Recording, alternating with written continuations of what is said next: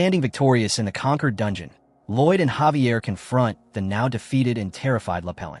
With a cold expression, Lloyd approaches the sorcerer and demands payment for the delay caused to his project by kidnapping the workers.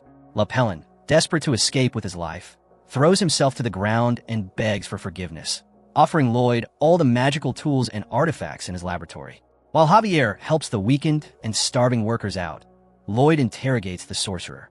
Lapellin confesses that he was trying to discover a method to bring the dead back to life.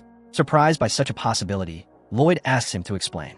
Lapellin, with a sad look on his face, tells his tragic story. He tried to resurrect his wife and beloved child. He was a sorcerer at the court of a lord, living a happy life with his family, but his evil master tried to steal his wife. When they tried to escape, they were caught, and... Enough with your tear-jerking story, Lloyd abruptly interrupts. With a sharp look, he confronts Lapellin with the cruel reality of his actions. Did you really think your wife and child would thank you for killing hundreds of innocent people to bring them back? Lloyd shows him the remains of the ghoul, reminding him of all the lives, families, and happiness destroyed to create that monster. Do you think a tragic story excuses you? You destroyed the happiness of others, people just like you. You're a serial killer. Struck by the harsh truth, Lapellin bursts into tears. After telling him he will return later to collect the tools, Lloyd gives him a final warning. If you try to hurt anyone again, I will have no mercy. He then turns and walks away, leaving Lapellin to collapse in despair and gratitude. Lloyd knows all this and yet leaves, leaving Lapellin alive. Why? Because he knew from the start that the sorcerer, consumed by despair and madness, would not stop. As Lloyd walks away, Lapellin, with a look of hatred, rises and unleashes a deadly magical attack on him. I told you I would have no mercy, didn't I? Lloyd thinks, turning just in time to see the spell coming towards him. But he has anticipated this attack. In a split second, Javier appears in front of him, blocking the spell and beheading Lapellin with a single, lightning-fast movement. This apparent cruelty of Lloyd is explained by a painful flashback to his life as Suho Kim. On the construction site, he was constantly harassed by an older worker, but, trained to avoid conflict, Suho would always bow down and apologize, hoping that his kindness would eventually be rewarded. But the bullying continued, and the bully took him for a weakling who could be trampled underfoot. One day, when the bully insulted his parents, something in Suho snapped. He exploded and beat him with shocking violence. Although he felt he was getting justice, he was fired and his record was tarnished, realizing that sometimes trying to be the best can cost you everything. After that incident, he finally achieved peace on the construction site, but at a price. That lesson left a deep mark on him. Now, in this new world, he has learned that there are times when violence must be stopped with violence. He thinks of the Korean justice system, where criminals and crooks often receive lenient sentences because of extenuating circumstances or their rights. Don't make me laugh, he thinks. Criminals deserve punishment befitting a criminal.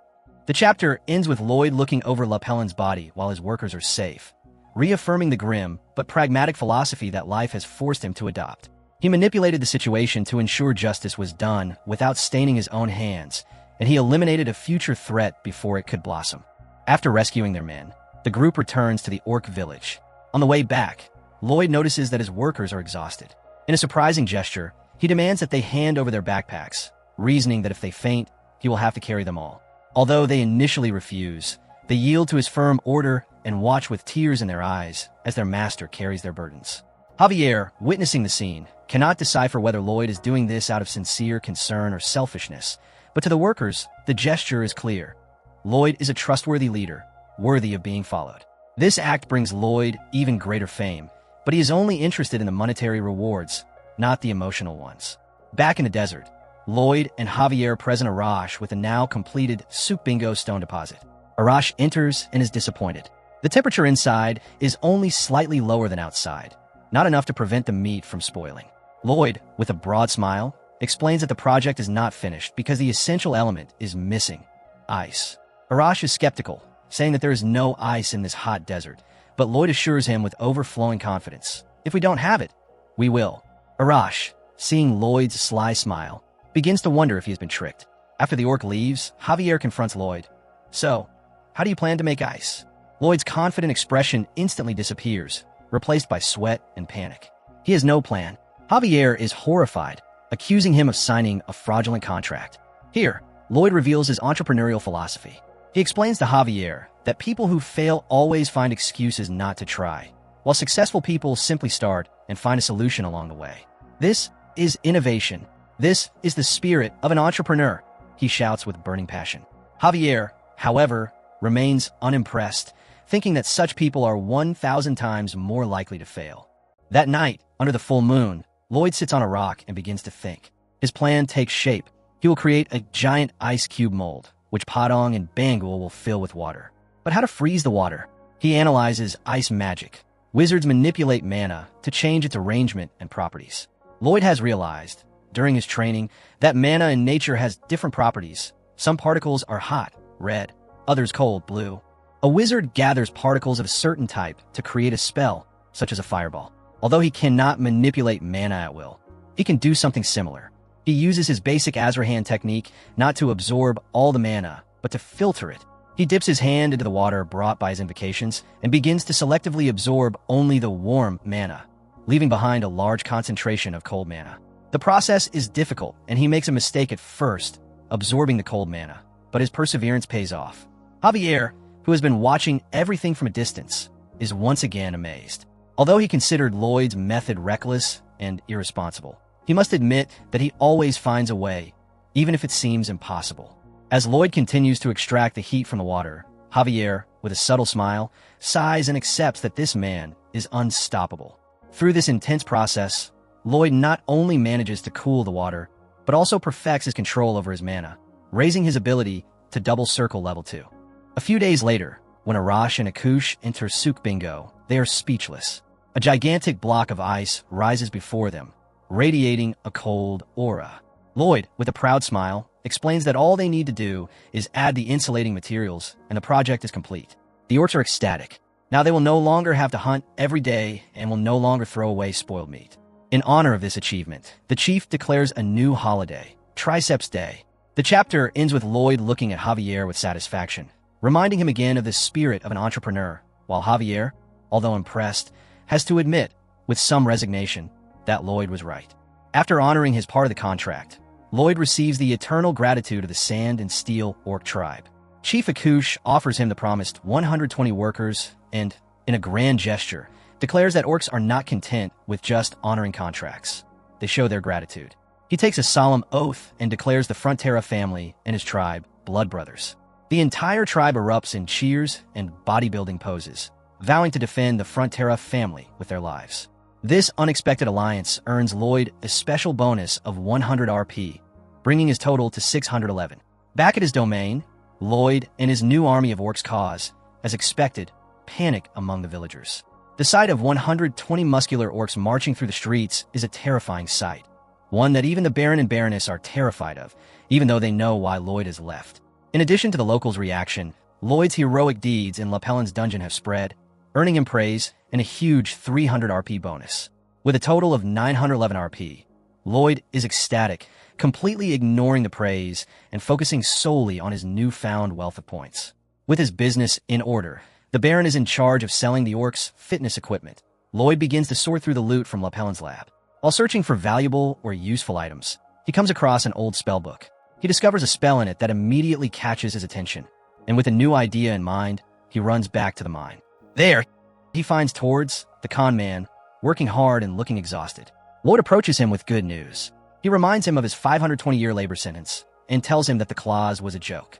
Just as a glimmer of hope appears in Tords' eyes, Lloyd shows him the spell he has found, a spell that can transform a corpse into a controllable ghoul. That means, Lloyd explains with a maniacal smile, that you can work for the full 520 years. Upon hearing this good news, Tords breaks down, smiling and crying in despair. With all these plans in motion, Lloyd returns to the mansion to talk to the Baron, but learns from a maid that he is in the reception room with guests, the loan sharks Meatloaf and Shiloh. With a demonic expression, Lloyd walks towards them. The loan sharks, much more cautious now, make the Baron a special offer. They allow him to pay 10% of the principal debt in exchange for the property rights to the coal mine. While the Baron hesitates, Lloyd enters the room with an angelic smile. When the loan sharks, ready for a confrontation, show him a formal invitation, Lloyd surprises them with his exaggerated politeness. He makes them a counteroffer. The Frontera family will start paying the debt in installments, and in return, they will reduce the interest. When Meatloaf arrogantly refuses, Lloyd's smile disappears. So you guys are allowed to make crappy offers, but I'm not? That's kind of annoying. Just then, Arash, who is lurking, enters the room. Who dares to upset my brother Frontera? Seeing the giant orc, the loan sharks freeze in fear. Arash, with a menacing look, warns them that anyone who causes trouble for the Frontera family will be destroyed by the Sand and Steel tribe. With Arash like a mountain of moss behind him, Lloyd renews the offer, asking them what they think now. If you refuse, you might hurt my feelings, he says with a broad smile, and Arash immediately adds, if you hurt his feelings, I'll tear you to pieces. Terrified, the two loan sharks flee the mansion screaming. With the loan shark problem temporarily resolved and the contract amended, Lloyd presents the Baron with a bright future. The Ondal business is expanding, the coal mine is operating, and the debts will soon be paid off. He hands his father the new contract, but then reveals a major new problem. The orcs, their new workforce, eat 10 times more than a normal human. The costs of feeding them are astronomical, and if they don't find a solution, they may find themselves in even greater debt. The chapter ends with the Baron realizing with horror that although they have won a battle, the financial war is far from over, and their new alliance comes at a huge price. With the orcs working in the mine, productivity has exploded. Their passion for physical exertion is so great that some work 24 hours a day without stopping, and Lloyd is forced to send them to rest by force. Thanks to this incredible work ethic, production has increased more than tenfold. Moreover, the orcs do not need money, refusing to be paid. Their only requirement is to always have full bellies. This quickly becomes a huge problem. In a discussion with his father, Lloyd proposes a solution. They must exponentially increase tax revenues in order to be able to buy the meat necessary to feed the orcs. The Baron, although he understands economic logic, refuses, explaining that his people are barely surviving and that raising their taxes will be tantamount to robbery. To his surprise, Lloyd agrees, showing an unexpected understanding of economics. If taxes are too high, people will stop working and income will decrease. So how does he propose to increase revenue? Simple, Lloyd replies, we need to make people make a lot of money. His plan is to turn the abandoned Merit swamps, a land forgotten for hundreds of years, into fertile farmland and offer it to the people. This way, they will be able to farm, get rich, and as a result, pay higher taxes. The two, Lloyd and Javier, travel to the swamps. Javier is skeptical about the possibility of farming land abandoned for centuries, but Lloyd assures him that he has a plan, although deep down, he knows it won't be easy. He realizes that he needs to build an effective drainage system, but his manual attempts to create a small-scale model fail miserably. After 21 days of grueling work without sleep or proper food, Lloyd is exhausted. The Baron, concerned, comes to see him, but Javier stops him, explaining that the new Lloyd is a man who never gives up and that he must not stand in his way. Impressed by the determination of his son, whom he thought was a lost cause, the Baron leaves, and his increased approval earns Lloyd another 20 RP, bringing the total to 931.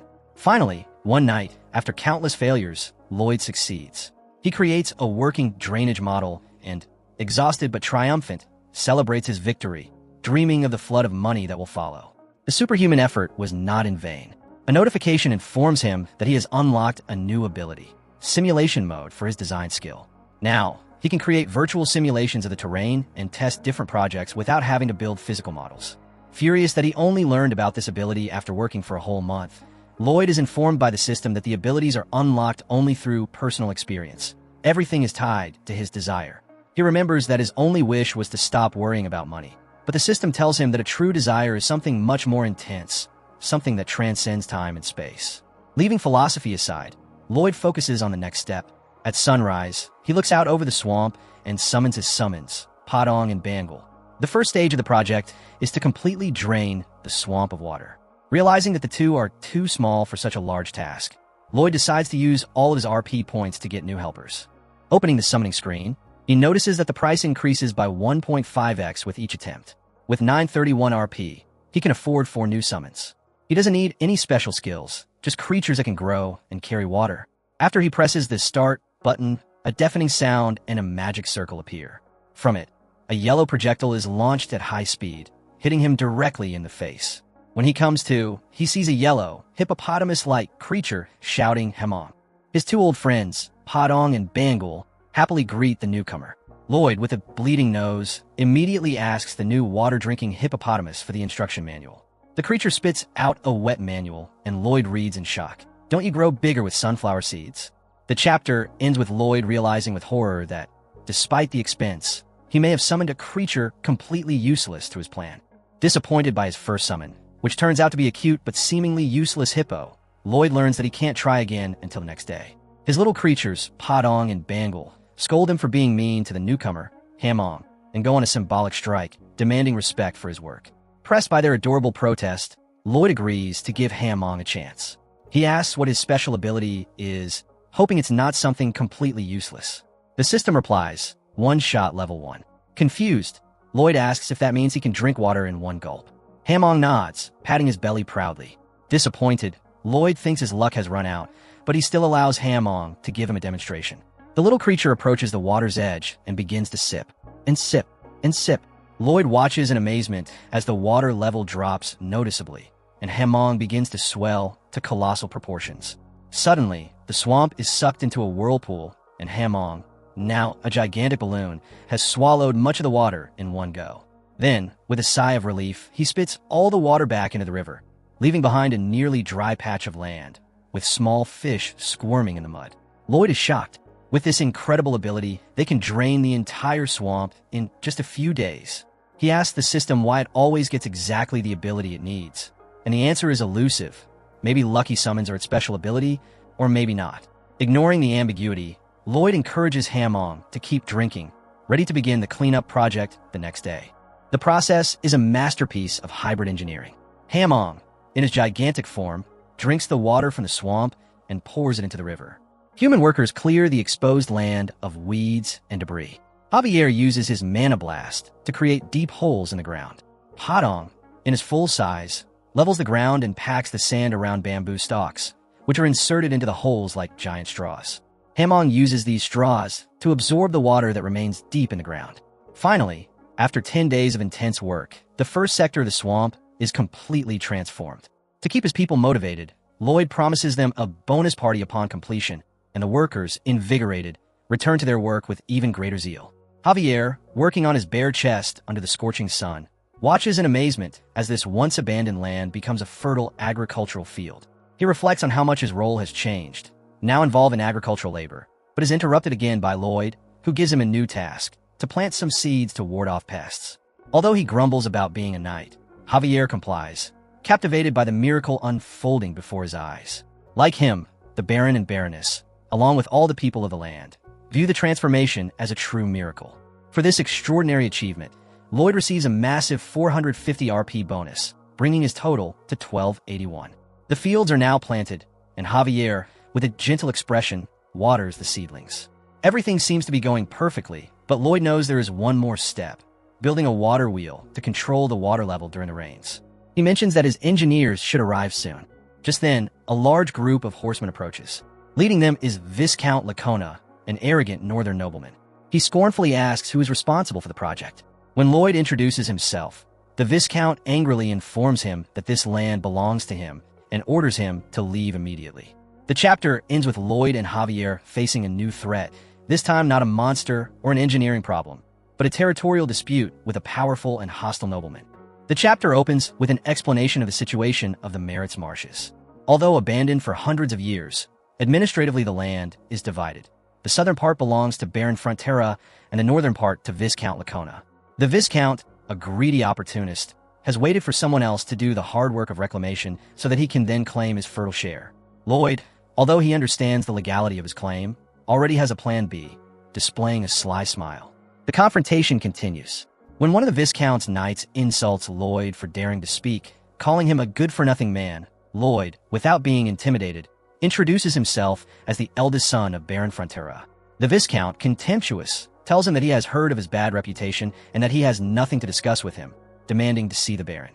Completely ignoring him, Lloyd pretends not to hear him and compares his voice to the buzzing of an annoying fly, further irritating the Viscount.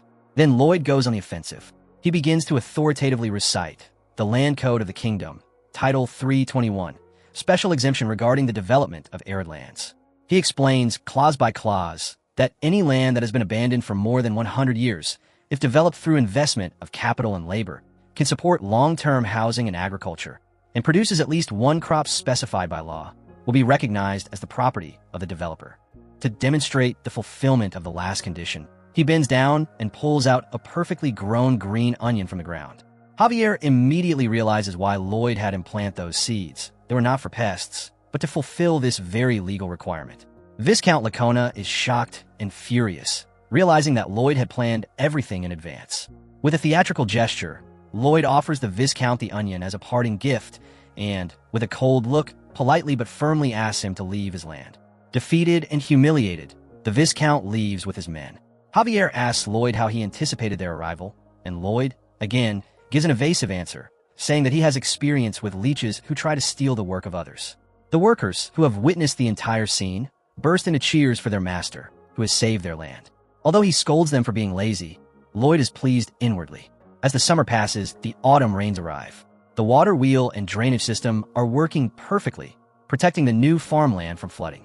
Lloyd, despite having run hundreds of simulations, personally stands in the rain to make sure everything is going according to plan, supervised by Javier. When the rain stops, they both look at the saved fields, satisfied. For this monumental achievement, Lloyd receives a massive reward. The system informs him that he has left an indelible mark on the history of civil engineering on the continent, improving his surveying and design skills by 2 levels and earning him a lot of RP from everyone who has seen him at work. His total comes to an impressive 1355 RP. Meanwhile, in the Lacona Viscounty, the Viscount is furious. He learns that Baron Frontera is offering the newly reclaimed lands for free to anyone willing to move there and work the land for 5 years, after which they will become the legal owners. This generous offer will turn the marshes into a goose that lays golden eggs, and the Viscount is tormented by envy, realizing that he has lost half of that fortune. Determined not to give up, he calls the supervisor of his dye shop. A few days later, Lloyd wakes up with a terrible headache, believing it to be from exhaustion. When he tries to wake Javier, who is sleeping in a chair in his room, he finds him in a similar state, suffering from a severe migraine, something he has never experienced before. Suddenly, Lloyd, who is also feeling the same throbbing pain, has a terrible revelation. The chapter ends with Lloyd realizing, with a look of panic, the cause of their headaches, a new threat, more subtle and dangerous than anything he has faced before. After Lloyd and Javier realize they are dealing with a collective headache, they notice that they are not the only ones affected. A maid at the manor, a farmer in the village, and even animals such as cows are suffering from the same symptoms and refusing to drink water. Lloyd immediately realizes that the source of the problem is the contaminated water. His knowledge from the novel is a powerful weapon, but the incident with the ants reminded him that unforeseen events can also occur. Anticipating that Viscount Lacona will retaliate after losing his lands, Lloyd does some research. He discovers that the Viscount's main source of income is his secret dyeing technology, which uses a special berry. More importantly, he learns that these berries are extremely toxic. With a cold fury, Lloyd realizes that the Viscount is dumping his toxic waste into the river, poisoning everyone. At the manor, the Viscount's son, the scarred knight Lloyd has already humiliated, is blackmailing Baron Frontera. He demands half of the reclaimed land, or they will continue to dump their toxic waste into the river. When the Baron accuses him of blackmail, the knight admits with a haughty smile. He knows that even if the Baron could win a lawsuit at the royal court, it would take at least 2 years, during which time the Frontera estate would be destroyed by the lack of drinking water.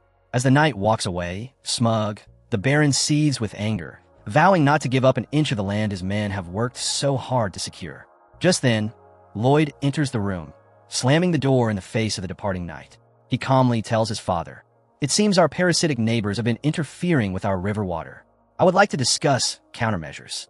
The knight, hearing the insult, turns angrily and challenges Lloyd to a new duel.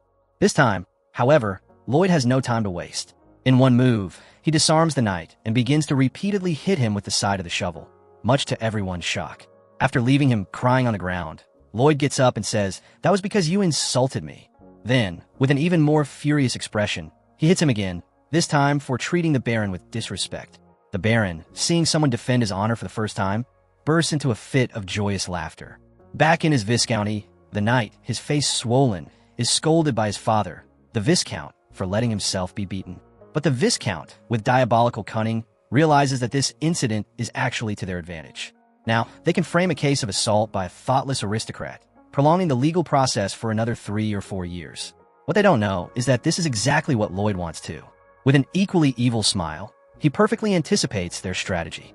"But we, the Frontera barony, would never do something so wasteful," he shouts, addressing the assembled crowd of orcs and humans. In a fiery speech, he mobilizes them, declaring that they will protect their land from the greed of their enemies by their own means. The first step in his plan is to solve the water problem. He designs a massive reservoir, which Hamong fills with clean water brought from a point before pollution. Although it is a temporary solution that requires constant effort, it is a start. Then he reveals his long-term plan. They will build a system of aqueducts to bring water directly from Lake Kapua, located in the eastern mountains. Even though it is a colossal and expensive project, Lloyd knows that he will make a huge profit from the construction fee. Several months later, Viscount Lacona is at his wit's end.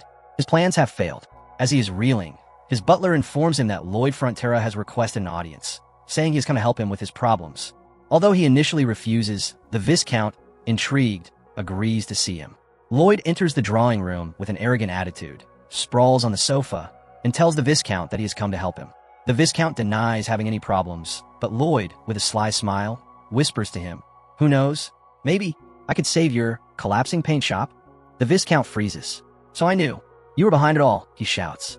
With a triumphant smile, Lloyd, who turns out to be the true master of blackmail, confirms the Viscount's suspicions.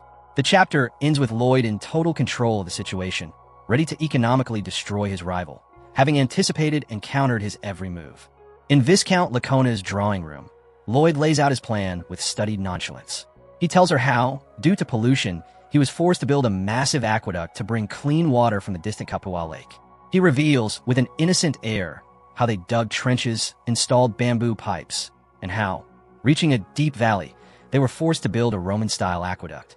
To do this, they extracted limestone from the area, but accidentally, pieces of rock fell into the river, covering the valley floor. This valley, he explains, is exactly the one through which the river that feeds the Viscount's dyeing workshop flows. The limestone has changed the pH of the water, making it completely unusable for dyeing and ruining his business. The Viscount, realizing he has been trapped, explodes with rage and threatens to sue him at the royal court. Lloyd calmly invites him to do so, reminding him that a lawsuit would take at least 2 years. During that time, his workshop's reputation will be ruined and he will go bankrupt. Cornered, the Viscount has no choice. After humiliating him, making him crawl and trample on his noble pride, Lloyd presents him with the solution, a contract. He will supply him with clean water from his new aqueduct at an exorbitant price, saving his business. The Viscount, trembling with rage, is forced to sign. "The one who taught me that water is not free," Lloyd tells him with a cold smile, "was you." At the mansion, the Baron is shocked by the huge amount of money they will receive monthly from the Viscount. With this money, they can pay off all their debts and still have a fortune left. Javier, however, sees it differently. He realizes that although the Viscount started the fight, Lloyd has turned the situation into an absolute victory, but his diabolical methods make him look like a real demon. The true cruelty of the contract lies in a detail that only Javier notices. It has no end date. Lloyd will extort money from the Viscount not only until the Viscount's death, but for entire generations. While Lloyd is celebrating his victory, the Baron comes with good news. Count Cremo, a powerful nobleman from the trading city of the same name, has heard of the Orc treasures and is willing to buy them at a generous price to build a statue. Javier is suspicious, wondering why a wealthy count would buy old artifacts instead of new gold, but agrees to travel to Cremo to close the deal. Meanwhile, in the port city of Cremo, the Count watches the sea at night. Beneath the surface of the water, a colossal creature, a sea monster called the Giganton, awakens and erupts from the waves, threatening the city. The Count, with a look of horror, knows that he must confront this threat. The chapter ends with Lloyd and Javier about to leave for a wealthy city, unaware that they are heading straight for a new crisis, one of monstrous proportions, which has nothing to do with civil engineering, but with survival in the face of a legendary beast. Before leaving for Cremo, the Baron talks to Javier. He confesses that, inspired by Lloyd's courage and actions, he too has found the strength to face challenges. Admitting that he was an indecisive and incompetent leader, he is contradicted by Javier, who remembers the Baron's kindness. Through a flashback, we see how the Baron found young Javier, an orphan freezing on the streets, and offered him shelter. While appreciating Javier's words, the Baron insists that kindness is not enough. A leader must have firm principles and act, just like Lloyd. Javier is conflicted. Although he acknowledges that Lloyd's only principle seems to be greed, he is no longer so sure that chasing money is a bad thing, given the positive results. At that moment, the Baron changes his mission. From now on, Javier will no longer monitor Lloyd, but will protect him as the rightful heir to the estate. Javier accepts, although he still cannot like Lloyd. The reason for this deep resentment is revealed in another flashback. After the Baron rescues him and gives him a wooden sword carved by himself, promising to make him the strongest knight, Javier finds a purpose: to become a knight and protect his master. However, the young Lloyd, in an act of cruelty typical of the hooligan of the time, snatches the wooden sword from him, mocks him for being an orphan, and crushes the sword under his feet. This painful memory has left a deep scar. Even now, in the present, Javier looks at the broken wooden sword, displayed on the wall of his room, and reaffirms his feelings. I could never like him. Their relationship continues in the same vein. Lloyd blackmails Javier into giving him his lullaby, a monotonous reading from engineering textbooks that helps him fall asleep. During these sessions, Javier, although he should hate him, is forced to recognize the radical change in Lloyd. The man who puts himself in danger for his workers and who works tirelessly to improve his field is a completely different person from the cruel child in his memories. He hates himself because he begins to see him as a decent person. One night, while Lloyd and Javier are sleeping, an assassin sent by Viscount Lacona, the scarred knight whom Lloyd has twice humiliated, sneaks into the room to kill Lloyd. But Javier, even in his sleep, senses the presence of danger. He wakes up instantly and parries the fatal blow.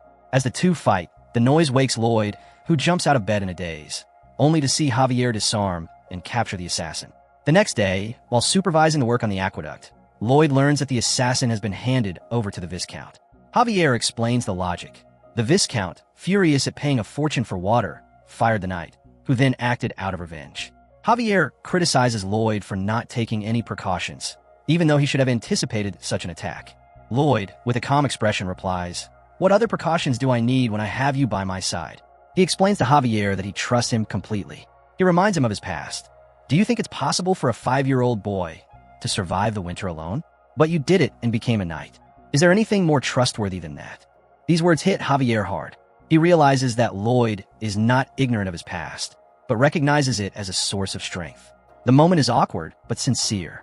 Javier, visibly embarrassed, doesn't know what to say, but inside he recognizes that Lloyd is, despite his methods, a decent man. In that moment, his long-held resentment melts away. The system immediately announces the change. Javier's approval rating increases by plus 15 points, reaching positive territory for the first time at plus 6. This major improvement in the relationship earns Lloyd 320 RP, bringing his total to 1675. With the aqueduct almost complete, Lloyd, full of energy, announces that it's time to go to Cremo to make big money. The chapter ends with a new dynamic between the two. The barrier between them has finally been broken down, and Javier now looks at Lloyd not just as a master he must protect, but perhaps, for the first time, as a man worthy of respect. The journey to Cremo is long and full of adventures. Since Lloyd does not know how to ride, he falls asleep behind Javier, much to Javier's obvious irritation. After being suddenly awakened by a discreet but painful blow, Lloyd decides it is time to learn to ride. Although Javier initially refuses, the translation system reveals his true thoughts. He actually admires Lloyd's desire to learn. Annoyed by this translator, Lloyd accepts the lessons. Along the way, Lloyd's reputation continues to grow. Rumors of the construction of the first aqueduct on the continent spread like wildfire, bringing him a huge bonus of 600 RP. With a total of 2,275 RP, Lloyd dreams of a golden future full of even greater projects. After a journey that lasts until the middle of winter, they finally arrive in Cremo, a port city covered in snow. There, they are greeted by Count Cremo, a jovial and imposing man. The Count is an important character in the original novel, as he is the one who helps Javier after he becomes a fugitive. Impressed by Lloyd's noble appearance, the Count makes him an unexpected offer to marry his daughter. Javier immediately intervenes to defend his master, but the Count mistakes him for a servant, much to the mocking amusement of the system and the frustration of Lloyd, who feels humiliated. After clarifying the misunderstanding, the Count reveals to them the reason he wanted to buy the orc treasures, to decorate a statue he intended to erect in the sea. He explains that his trading city has been in decline since a sea monster, the Gigantitan, appeared off the coast. Although the monster did not attack directly, its mere presence frightened the merchant ships. Lloyd recalls that this story arc was left unfinished in the novel. The Count continues, revealing that through his research, he discovered that the monster was afraid of mermaids, the legendary creatures that rule the seas. His plan was to build a statue of a mermaid to ward off the beast. Unfortunately, he has abandoned the plan. Building a foundation on the seabed would make the waters too shallow for ships. Although he has given up on the statue, he still offers to buy the jewels, out of honor. But Lloyd, seeing a new business opportunity, refuses to let him lose money. He makes him a counteroffer. He will sell the treasures for a good price, and, what's more, he will build the statue for him himself, without affecting shipping traffic. How? With his knowledge of modern engineering. He plans to use a combination of friction piles and box casings to create a solid foundation directly on the seabed. To do his research, he dives into the icy waters, equipped with a makeshift pair of diving goggles. After recovering from the heat shock, much to Javier's amusement, he scans the seabed and finds that it is perfect for his plan. Javier is skeptical, wondering how he will build a vertical foundation on the seabed without magic. Lloyd, with a confident smile, replies, "You could call it magic. The magic of cement." He knows he can recreate Roman cement, an ancient but extremely effective formula, perfect for underwater construction. As they prepare to disembark, a young noblewoman, accompanied by her maids, stops them. With flushed cheeks, she hands Lloyd a letter with a heart on the envelope.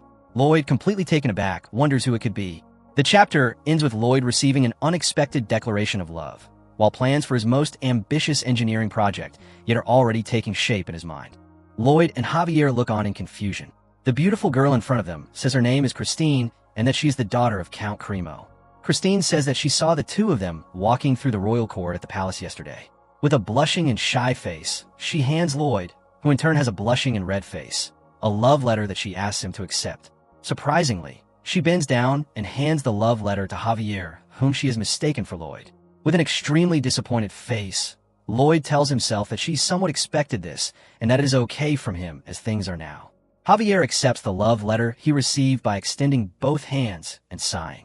He immediately puts the letter in his coat.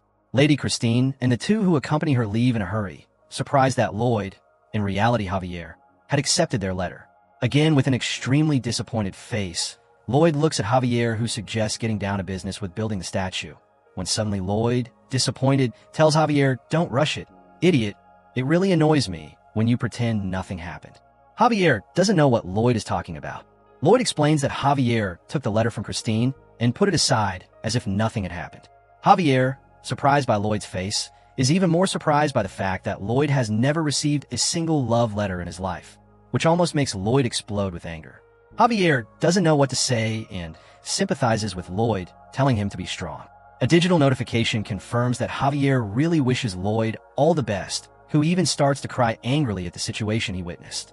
That same day, Lloyd works on the designs for the Statue of Liberty with even greater enthusiasm, saying that he is not jealous of Javier in the least, and that this is because he will be rich and will make a lot of money in the future. Suddenly, Lloyd turns around with an extremely angry face and sees Count Cremo behind him, who asks him what happened to his face. Lloyd apologizes and returns to his flattering face, saying that he was just focused on work. Count Cremo says that it gave him chills because Lloyd had the eyes of a murderer. Count Cremo tells Lloyd that he has gathered all the materials that Lloyd asked for, but he could not find volcanic ash. Volcanic ash is an essential material to be able to produce Roman cement. Roman cement has some clear advantages. Structures built with it are still standing 2,000 years after they were built. The durability of this material has been proven over time. Count Cremo says that it is not impossible to find volcanic ash. It is just that it is very difficult to obtain. He should go to a volcano in person and collect it. In the best case, this whole process will take him a year, but Count Cremo can't wait that long. Lloyd tells him not to worry and assures him that he will find a way to solve the situation. He thinks to himself that it's time for Plan B. If he doesn't have a chance with Roman cement, then he will make Portland cement. Portland cement contributed to the development of modern cement. Lloyd knows how to prepare this type of cement, but doesn't know the recipe in detail. He tells himself that if he doesn't have the necessary intelligence, he will have to use hard work to be able to obtain this type of cement. He will experiment with all possible combinations until he reaches the perfect one for this job. While he is concentrating on his grueling work of creating cement, Lloyd completely ignores his little invocations. They try to get his attention, but he, too busy, nervously rejects them. In a fit of rage, he screams at them to leave him alone. This outburst triggers a painful memory from his previous life as Suho Kim. He remembers his beloved dog, which, being too busy with work and studies, he neglected. When the dog died, Suho was overwhelmed with regret, realizing that he had lost the last member of his family. Struck by this memory, Lloyd's conscience changes. He realizes that he has repeated the same mistake, treating his little creatures as tools, not as living beings. Filled with remorse, he apologizes and hugs them, promising never to ignore them again. He takes them for a moonlit walk on the beach, acknowledging that they are more than just tools for his research. He thanks them, realizing that without them, he would have accomplished nothing. This sincere gesture of affection has an unexpected effect. The system informs him that his feelings have been recognized, and his relationship with the creatures has evolved from master-servant to member of the gang. This strengthened bond unlocks a new option, a creature upgrade, which costs 500 RP. Seeing this as an unexpected bonus, Lloyd is delighted. Padong and Hamong point out Bangul, insisting that she receive the upgrade. Without thinking, Lloyd accepts. With a burst of light, Bangul is enveloped in magical energy. When the light fades, the system announces that the upgrade was a success. All of his basic skills have increased to level 3, but more importantly, he has gained a shocking new ability, Volcanic Explosion level 1. Lloyd is amazed. Bangul, the pink bow-tie worm, can now create volcanic eruptions. This is the perfect solution to his cement problem. Now he doesn't have to travel half a year to a volcano to get volcanic ash. He can simply create it. The chapter ends with Lloyd looking on in awe and excitement at Bangul's new ability, realizing that he has, once again, been given exactly the tool he needed at exactly the right time. A seemingly insurmountable problem has been solved by an unexpected act of kindness, paving the way for his next grand project. The story picks up again in the frozen city of Cremo. Suddenly, a deafening roar shakes the distant mountains, and a massive explosion sends a shockwave through the city. A huge column of smoke and ash rises into the sky, causing the inhabitants and Count Cremo to look on in horror. At the center of this controlled chaos are Lloyd, Javier, and a colossal version of Bangul. Bangul, using his new ability, Volcanic Explosion, has just created a miniature volcano. A shower of fine ash begins to fall on them. Lloyd is ecstatic. It's ash. Real volcanic ash. A gift from heaven, he shouts, while Javier, completely deafened by the explosion, looks at him in confusion, unable to hear a word. Lloyd, realizing he forgot to warn him, tries to communicate by screaming, but Javier remains impassive, which leads to a comical and one-sided argument. With the problem of cement ingredients solved, Lloyd starts construction. The key to success, as he declares, is speed. The first stage is a truly bizarre and public one. In the central square of Cremo, in front of a curious crowd, a gigantic diaper is installed, at the end of which is a 5-layer net. The bang, in its giant form, is positioned on top and, at Lloyd's command, unleashes another volcanic eruption, this time controlled, directly into the diaper. The fine net filters and collects the precious ash, to the utter amazement of Count Cremo, who has never seen such techniques before. He decides to keep a close eye on this unusual engineer, thinking that such talent cannot be allowed to go to waste in a small barony. The second stage involves the construction of a gigantic caisson, a huge wooden box, which is then transported by sea and sunk in the chosen location. Once the caisson is secured, Hamong, the water-drinking hippo, uses his one-shot ability to completely empty the structure of water, creating a dry workspace on the seabed. The third stage is the hard work. Javier, equipped with a huge sledgehammer, is tasked with driving hundreds of friction piles into the seabed, creating the foundation. Lloyd is amused by how obedient Javier has become, who no longer even protests, saying, "I'm a knight. Why should I do this?" When Javier tries to protest, Lloyd resorts to emotional blackmail, reminding him that if the project fails, they will not be able to pay their debts, and the Baron and Baroness will suffer. Defeated, Javier returns to work in resigned anger. After the foundation is ready, Lloyd uses the steel projectiles launched by Bangul to build the iron reinforcement. Then, freshly made cement is poured into the caisson. After it hardens, the wooden structure is dismantled, leaving behind a solid concrete platform that rises above the waves. The Count, though still skeptical, is impressed and promises a generous reward if the statue stands. To celebrate the statue's completion, the Count throws a lavish party on a fleet of ships. Lloyd, embarrassed in his nobleman's robes, feels uncomfortable. The Count, in a public speech, introduces the crowd to Javier as the hero who made the statue possible. The crowd, especially the ladies, overwhelm Javier with admiration. Lloyd, though feeling a pang of envy, consoles himself with the thought that he prefers quick bank transfers to compliments. Javier, on the other hand, is extremely irritated by the crowd's pitying looks. Seeing this, the Count bursts into laughter and makes another joke about Javier's servant face, much to the exasperation of both of them. Then, the Count corrects himself and introduces Lloyd as the true genius behind the platform, much to the shock of the guests who had considered him a mere attendant. That night, illuminated ships surround the new platform, on which rises a magnificent and muscular statue of a mermaid. The light show, however, attracts unwanted attention. A gigantic shadow moves beneath the waves. The sea monster, Gigantitan, erupts from the water, attracted by the commotion, but stops abruptly. its massive eyes fix on the imposing statue. The beast recognizes its natural enemy. With a guttural sound, the monster dives back into the depths and flees. The city is saved. Everyone celebrates. But in Lloyd's mind, the plan is not over. Watching the retreating monster, a single thought crystallizes. There is only one. I'm going to kill him. The chapter ends with Lloyd looking out to the horizon, his current success only an intermediate step towards a much more dangerous and profitable goal: the hunt for a legendary monster. The party at sea is suddenly interrupted. Javier, with his keen senses, detects a massive, fast-moving presence approaching through the water. He alerts Lloyd, estimating the creature to be twice the size of their ship. From the depths, the gigantic monster rises, a colossal lobster-like creature. Lloyd immediately warns Count Cremo, but the Count's trusted knight, Sir Gino Van, senses nothing, underestimating the danger. Confident in Javier's superior senses, Lloyd tries to convince the Count, realizing that the presence of the mermaid statue has provoked the monster to attack, rather than drive it away. The Count, now seeing the massive shadow beneath the waves, panics and orders the anchors to be raised and evacuated. But it is too late. The maneuvers are too slow. Lloyd orders Javier to take care of the anchor. Without hesitation, Javier jumps into the icy water, while Lloyd throws Padong towards the statue. Upon contact with the platform, Padong eats a red seed and grows to gigantic size, attaching himself to the statue. Meanwhile, Javier, using his mana blast chop, cuts the massive anchor chain, freeing the ship. The gigantic Padong, acting as a temporary anchor, also gnaws at the ropes that tie the other ships to the platform, allowing them all to move away. With the ships in motion, the Gigantitan, enraged, attacks. It hits one of the ships with devastating force, throwing dozens of people into the icy water.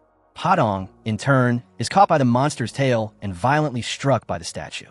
Javier launches an underwater attack, trying to distract the beast, but is also caught in a claw. In the midst of the chaos, Lloyd sees that the statue, although battered, remains intact. He realizes that instead of running away, the Gigantitan is now intent on destroying the statue, its natural enemy. The monster grabs the statue and, with incredible force, rips it from its concrete foundation, shattering it into pieces and sending the debris flying over the city. Buildings are destroyed, and people who have fallen into the water are in mortal danger. Lloyd has a revelation. He summons a giant hamong and orders it to use one shot. The giant hippopotamus absorbs a colossal amount of water, pulling all the fallen to safety before dumping them onto the deck of a ship. With the people saved, the Gigantitan, after destroying the statue, turns around and heads for the city. As Javier shouts that he must stop the monster, Lloyd, with an expression of complete panic, grabs a piece of wood and begins to row in the opposite direction. "Where are you going?" "The monster is on the other side." Javier yells, "That's why we're running this way, you idiot." Lloyd replies, "You want to fight that monster?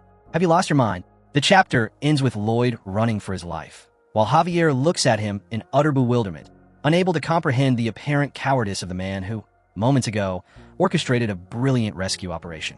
As Count Cremo organizes the rescue of those who have fallen into the water, the Gigantitan monster begins its assault on the city, destroying buildings with brute force. Javier, disappointed by Lloyd's cowardice, watches him with contempt as he flees. Javier, remembering all the times he has seen Lloyd's ingenuity and courage, is now convinced that it was all an illusion and that, in the end, Lloyd is just an egoist running away from responsibility. His approval rating drops by 5 points. With steely determination, Javier declares that he could never abandon people in need. Ignoring Lloyd's desperate cries to stop, he jumps off the raft and, using his mana blast as propulsion, glides across the surface of the water directly towards the besieged city. The city's artillery opens fire on the monster, but the cannonballs barely scratch its thick armor. The Gigantitan, unaffected, continues its destructive march, annihilating buildings with jets of pressurized water. In the midst of the chaos, Javier arrives and tries to stop the beast. But even Javier's powerful blow, the mana blast slice, ricochets off the monster's shell. The two are overwhelmed and thrown through the buildings, seriously injured. Javier, wounded and exhausted, refuses to give up, determined to fight to the death to protect the people. Meanwhile, on his makeshift raft, Lloyd justifies his escape. He is not a superhuman hero. His abilities are related to construction, and he can do nothing in such a fight. He convinces himself that escape is the only rational option. But the thought of the destroyed city and the injured people does not give him peace. With growing frustration, he realizes that if he flees, the city will be destroyed and payments for his contract will be delayed. This is the trigger. With a fury driven by greed, he turns. "Let's go back, Bangul!" he shouts, riding the small creature. He unleashes a volcanic explosion into the water, using the shockwave to propel himself at incredible speed back to the fight. "You're going to die, you oversized, bloody lobster," he roars, his cash flow the only thing on his mind. In the city, Javier, wounded but still standing, prepares for one last suicidal attack. He decides to aim for the monster's eyes, its only apparent weak point. But as he leaps towards the beast, he is intercepted by its massive tail. Just as he is about to be crushed, a yellow projectile hits the monster with incredible force. Hamong's hammer. It is Hamong, who, after spitting out all the water, has transformed into a solid, heavy ball. The impact stuns Gigatitan, and Hamong, now small and exhausted, lands on Lloyd's head. Furious that his meal has been interrupted, the monster now focuses on Lloyd, who has become its new target. The chapter ends with Lloyd drawing the monster's wrath directly upon himself, setting in motion a new phase of his chaotic and unpredictable plan. As Javier battles the Gigatitan, he realizes he's outmatched. The monster's armor is impenetrable, and he can't find any weak spots. Yet, strangely, he feels calm. The reason? Because Master Lloyd is back, he thinks. The fact that he's back means there's a way to defeat him. In a quick flashback, we see Lloyd's plan. He orders Padong to lead him around the monster to observe it.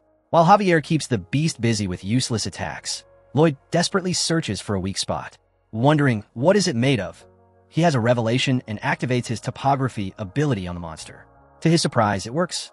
The scan reveals that the armor is a mixture of dentin and chitin, a meter thick and a complex molecular structure, a 3-layer honeycomb, a true state-of-the-art armor. As Javier continues to attack, Lloyd notices something crucial. The energy from Javier's blows does not dissipate, but migrates to a single point, the monster's massive horn, which is hollow inside. There, the energy collects, which is then released in the form of a devastating attack. Lloyd realizes that the first step is to cut off that horn. Using simulation mode, he identifies another vulnerable point, a water sac that powers the monster's hydraulic claw. A precise blow there should cause a chain reaction that will weaken the beast's structure. Back in the present, Javier, exhausted and hopeless, hears Lloyd shouting instructions. Although he does not understand the logic behind them, his trust in Lloyd is now absolute. He jumps onto the monster's back and prepares to cut off the horn, but he knows it won't be a fatal blow. Master Lloyd would never say something without a reason, he thinks, putting all his faith in the plan. Lloyd shouts a new instruction, this time much more strange. Not to hit hard, but quickly. Fast, even if it's weaker. Lightning. Although it seems counterintuitive, Javier remembers a concept from his sword training, vibration. He understands what Lloyd wants. Instead of a single powerful blow, he unleashes a series of ultra-fast and precise attacks, creating a high-frequency vibration. His sword, wrapped in his mana, transforms into a mana chainsaw, a theory Lloyd had barely dared to conceive. The technique works. The chainsaw cuts through the horn's thick armor, severing it. But the success is short-lived. The monster, enraged, strikes Javier with incredible force. At the same time, Lloyd, riding a giant Padong, jumps off a roof and heads straight for the beast. Javier, though wounded, now has a clear target, dictated by Lloyd. The area between the monster's middle legs, striking at a specific angle from tail to head. This is the weak point that Lloyd's simulation has identified. While the Gigatitan is distracted by Padong's attack, Javier slides under it, preparing to deliver the decisive blow that Lloyd hopes will ensure the timely payment of his contract. But at the last moment, Javier is hit by the monster's leg and thrown aside. The attack fails, and the sword flies from his hand. Lloyd watches in horror as his friend and human dynamite is in mortal danger. The chapter ends with Javier disarmed and vulnerable, and Lloyd's perfect plan shattered, leaving them both to the monster's unbridled fury.